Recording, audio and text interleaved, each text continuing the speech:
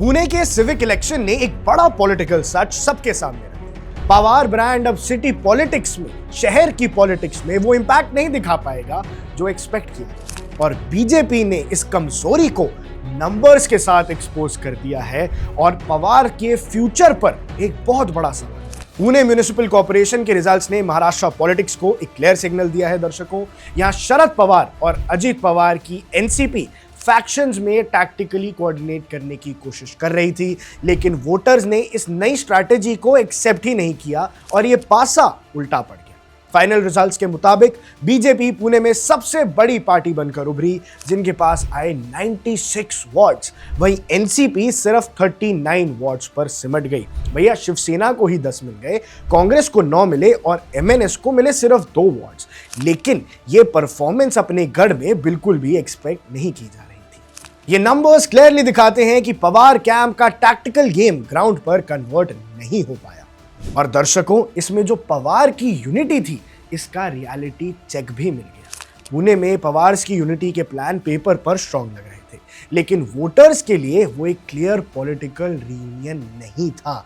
Seat coordination हुई थी, लेकिन ग्राउंड लेवल पर जो वर्कर्स थे भैया, वो डिवाइडेड ही रहे और इसी वजह से जो वोटर्स हैं उनके अंदर कंफ्यूजन दिखी। एक दूसरे के ही वोट काट दिए इन्होंने। ये लॉन्ग टर्म साथ है या सिर्फ बीजेपी को रोकने का जुगाड़? पुणे के अर्बन वोटर ने इस एम्बिटी को सीधा रिजेक्ट कर दिया और इस पूरी स्ट्रैटेजी को अपनाया ही नहीं, समझा ही नहीं। यहीं पे दूसरी तरफ बीजेपी का जो मैसेज था और बीजेपी की जो स्ट्रैटेजी थी, वो एकदम साफ थी। बीजेपी ने पुणे में सिर्फ ऑपोजिशन की खामियों पर काम नहीं किया, बल्कि क्लियर गवर्नेंस के नैरेटिव पर इलेक्शन लड़ा और साथ साथ booth level management, infrastructure focus और फ्यूचर ओरिएंटेड मैसेजिंग के साथ ही बीजेपी ने मिडिल क्लास और फर्स्ट टाइम वोटर से कनेक्ट किया और ये पुणे के अंदर दिखाई दिया। इसी का रिजल्ट था कि 96 वार्ड्स का डिसाइसिव मैंडेट बीजेपी की तरफ गया। अब देखो दर्शकों, रिजल्ट्स का क्लियर एंगल है। पुणे का इलेक्शन सिर्फ एक सीट काउंट नहीं था, ये अर्बन वोटर की प्रायोरिटी शिफ्ट का वर्डिक्ट था। पुणे जैसी अर्बन सिटी अब पवार की पॉलिटिक्स की तरफ नहीं देखती है, अब वो लेगेसी की तरफ नहीं देख रही है, वो फ्यूचर की तरफ देख रही है।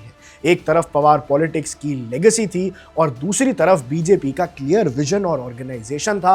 और भैया, रिजल्ट्स आपके सामने हैं। वोटर्स ने विजन को चुना। अजित पवार के लिए ये इलेक्शन सिर्फ एक सेटबैक नहीं था, बल्कि बहुत बड़ा वेकअप कॉल है कि पुणे जैसे शहरों में सिर्फ अब नाम नहीं चलेगा, क्लैरिटी भी चाहिए और क्रेडिबिलिटी ही आपको जीत दिलाएगी। अब दर्शकों, अंत में ये कहना चाहूंगा कि पुणे ने एक बात क्लियर कर दी है, लेगेसी सिर्फ तभी काम करती है जब एग्जीक्यूशन और मैसेजिंग दोनों साथ में चले।